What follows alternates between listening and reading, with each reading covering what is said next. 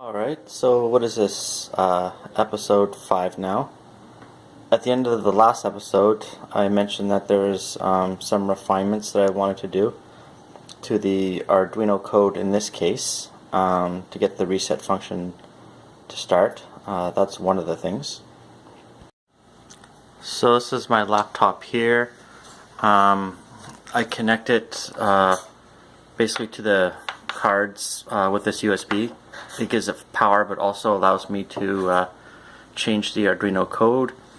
So I restructured this code on the Arduino in order to recognize the reset, because this reset button down here on the lower right hand side doesn't directly connect to the Nintendo on a chip over here. So some of the Arduino code has to sort of detect that it's being pressed and then issue the necessary commands. And we'll show what that looks like now. Okay, so we're all primed up to test the reset switch. So yeah, this is the reset switch I'm going to do now. Do you want me to press it now, Jen? Yes. This guy here? Okay. So we press it, and what's the effect on the TV? Lo and behold, it resets. Okay, in this case, just maybe just show the TV, Jen. I'll try it again. So it's almost vintage in that case, like the screen gets all wacky. Sometimes I remember the original Nintendo actually doing that. So yeah, it looks like the reset switch works. So now I'm about to play Double Dragon 3. And what I have to say is at this point, there's an error in the code. Like right now, the state of joystick port 2 is not red. So right now, there's a quirk in the behavior where basically in a two-player game, you can use one joystick to control both players. So I'm just going to show that now. So you'll see that the players are moving in unison.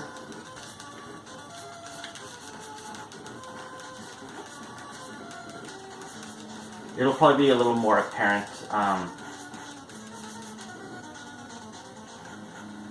when there's no bad guys on the screen, but I think we have the point though.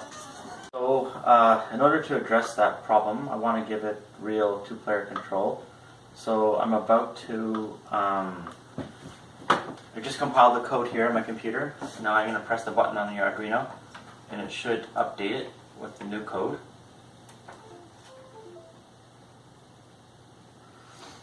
Okay, but what we'll need to do is we'll need to plug in a second controller.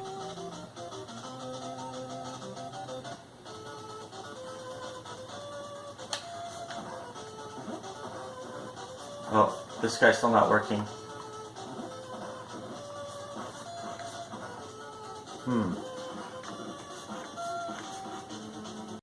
I had a bit of a mishap here. I wasn't using an actual NES joystick. I was using basically a knockoff.